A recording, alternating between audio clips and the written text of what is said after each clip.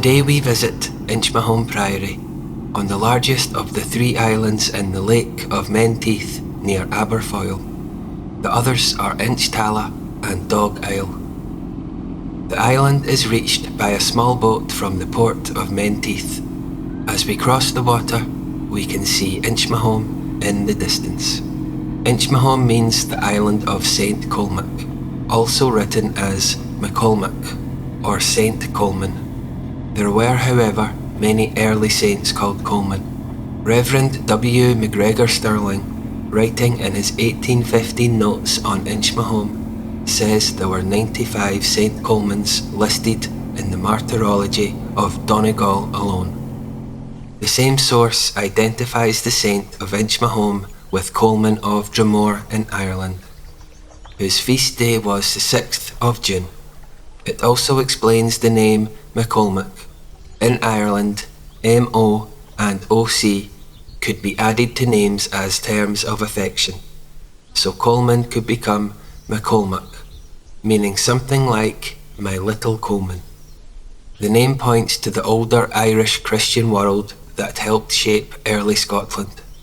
Saints, monks and missionaries moved between Ireland and Scotland, leaving their names across the country on islands, wells, churches and holy places. St Columba is the most famous example, but Inchmahome seems to preserve a memory of the same world. There is also evidence that a church may have stood here before the Augustinians arrived.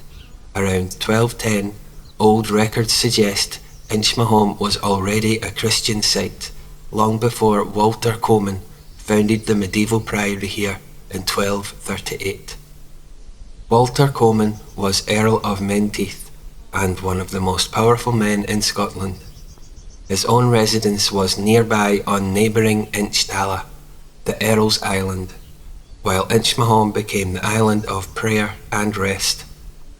The Augustinian Canons who lived here were priests living together under the rule of Saint Augustine. Because of the dark habits they wore also known as the Black Canons. Augustine of Hippo was a North African bishop and one of the most important thinkers of the early church.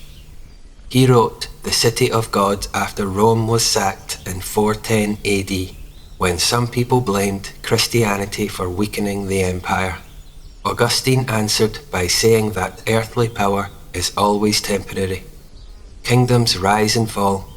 What matters is the direction of the soul. He wrote that 2 cities were formed by 2 loves.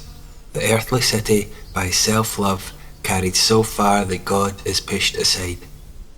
And the heavenly city, by love of God, where pride and selfish ambition are humbled.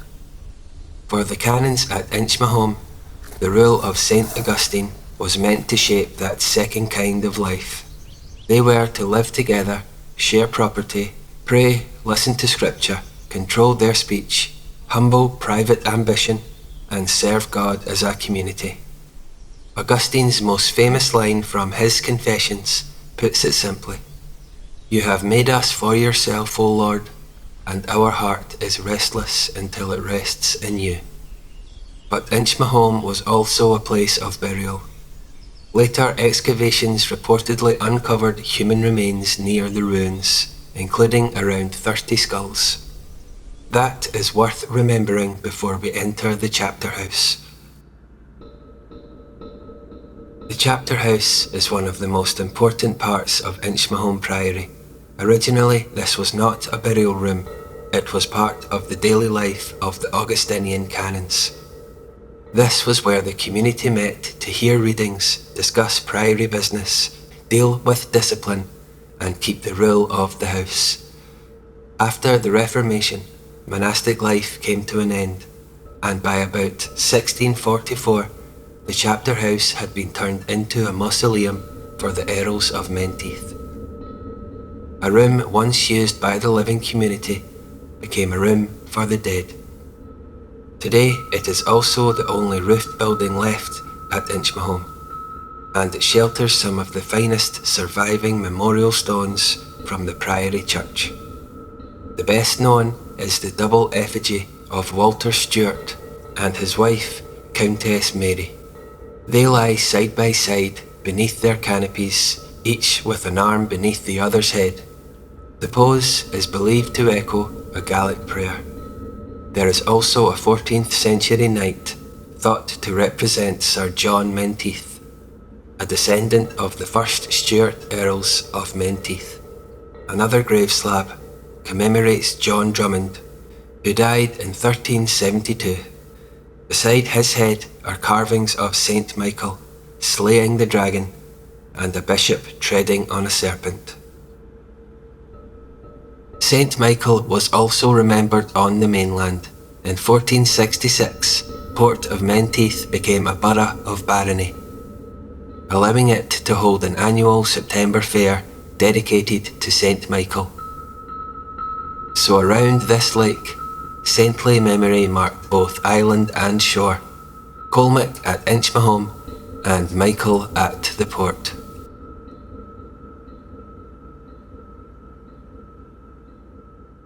It's a lovely day, having a little wander around.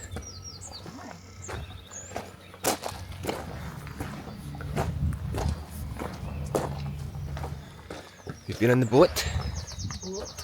And we're back to where we came from. Shall we have a little wander around the island? Yeah. Where shall we start? Yeah, this way. Where shall we start? St. Michael's Fair reminds us that the lake was not just a quiet religious place. People gathered here, travelled here, and told stories here. And some of the strangest stories belong just across the water, on Inchmahome, the Earl's Island. One legend tells of a mysterious book known as the Red Book. It was said to belong to the Earl of Menteith, and it was sealed with a clasp. The story says that the Earl opened the book and began to read from it. As soon as he did, fairies appeared and demanded work. At first, that might sound useful. The Earl had fairies who could do anything he asked. But every task was finished almost at once, and still they demanded more. What looked like power quickly became a burden. So the Earl gave them a task he thought would be impossible. He ordered them to build a road of sand from the mainland across the water to the islands.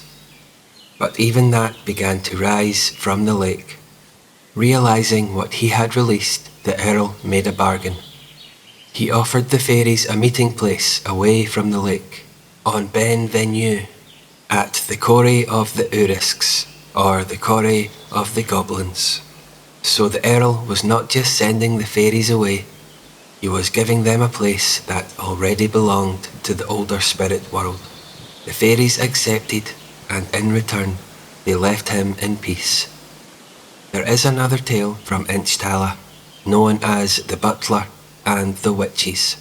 Reverend W. McGregor Stirling records the story in his old notes on Inchmahome.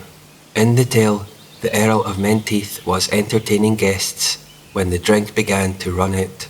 His butler was sent ashore with a cask to fetch more from Stirling. Near the reeds, he saw two women, Marion Bowie and Elspeth Hardy. They cut bulrushes, called out, "Haw wee!"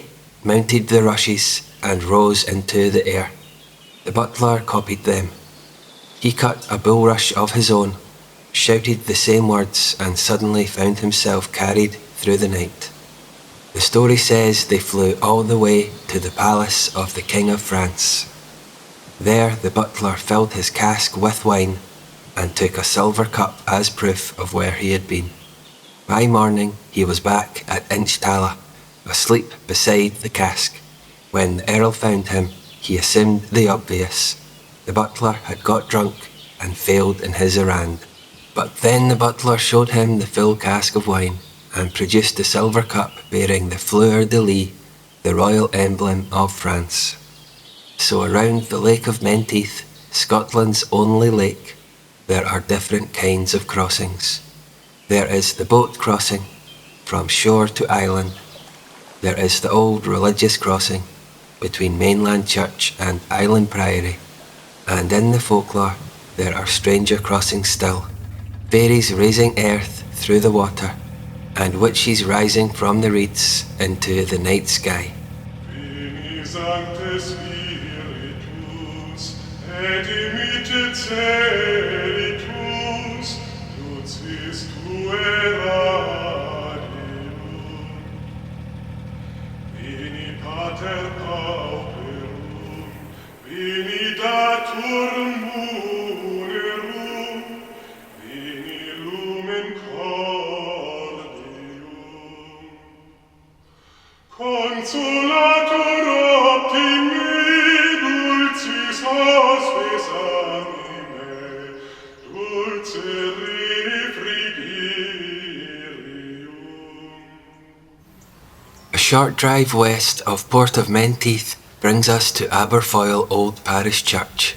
The ruined church sits on the edge of the Highlands in a graveyard filled with small fairy offerings, as this is the burial place associated with Reverend Robert Kirk, remembered locally as the Fairy Minister. Robert Kirk was Minister of Aberfoyle from 1685 until 1692. He was also a Gaelic scholar who worked on a Gaelic translation of the Bible. He is best remembered for a book written around 1691, The Secret Commonwealth of Elves, Fauns and Fairies. Kirk did not treat the subject as a children's story. He described the fairy world as a real society existing alongside humanity. He called its inhabitants an intermediate people betwixt man and angel. He described them as having their own polities, with their own communities, customs and order. He wrote of their chameleon-like bodies and described them as nimble and agile clans, moving through the air close to the earth as they travelled between their hidden dwellings. Kirk believed the earth was full of cavities and unseen habitations. To him, apparently empty places were not necessarily empty at all. There was, he wrote, no such thing as a pure wilderness in the whole universe. He also wrote about second sight, the supposed ability of certain people to see distant or future events, and beings normally hidden from ordinary sight. Kirk was the youngest and seventh son of James Kirk, who had also served as a minister at Aberfoyle. A seventh son was sometimes thought to possess unusual sight or healing powers. The strangest part of Kirk's story came after his supposed death. In 1692, he was said to have been walking on nearby Doonhill, long regarded as a fairy hill. When he suddenly collapsed, he was believed to have died and was buried here at Aberfoyle. According to the legend, however, Kirk later appeared to a relative and declared, "I am not dead, but captive in fairyland." He said that only one chance remained for his release. Kirk would appear during the baptism of his child, and his cousin Graham of Duckray had to throw a dirk, a long Scottish dagger, over his head. Kirk warned that if this was not done, he would be lost forever. At the baptism, he reportedly appeared as promised, but Duckray was so shocked that he failed to throw the dirk, and Kirk remained trapped in fairyland. There is another unusual feature in this churchyard: two heavy iron mortise safes beside the church door. They were placed over fresh graves during the early 1800s to stop body snatchers stealing corpses for anatomical study. The present church ruin was built in 1744, although an earlier church stood here before it. By 1870, Aberfoyle had grown into a popular destination, and a larger church was built for the village. The church here was abandoned and its roof was removed, apparently to stop local people continuing worship here. Today it survives as a roofless shell surrounded by old graves, iron mortise safes, fairy offerings, and the memory of Robert Kirk.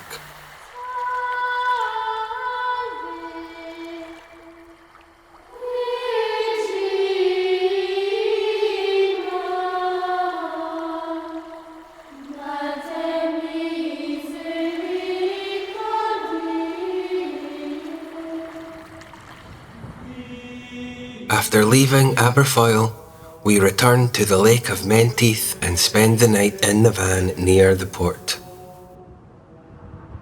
This is Port of Menteith Church, standing on the northeast shore of the lake. The present church was built between 1876 and 1878, replacing an earlier church from 1771. But worship here goes back well before then.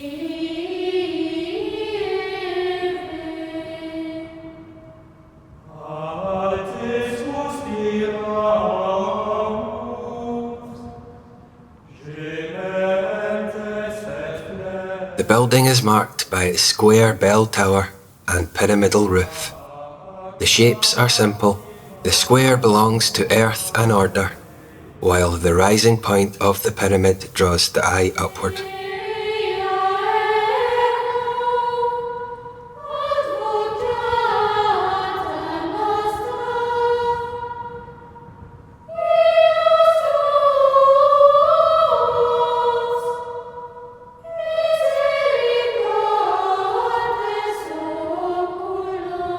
Across the water is Inchmahome, the island priory. Here on the shore is Port of Menteith, where the parish church and local community gathered. The island held prayer, burial and retreat.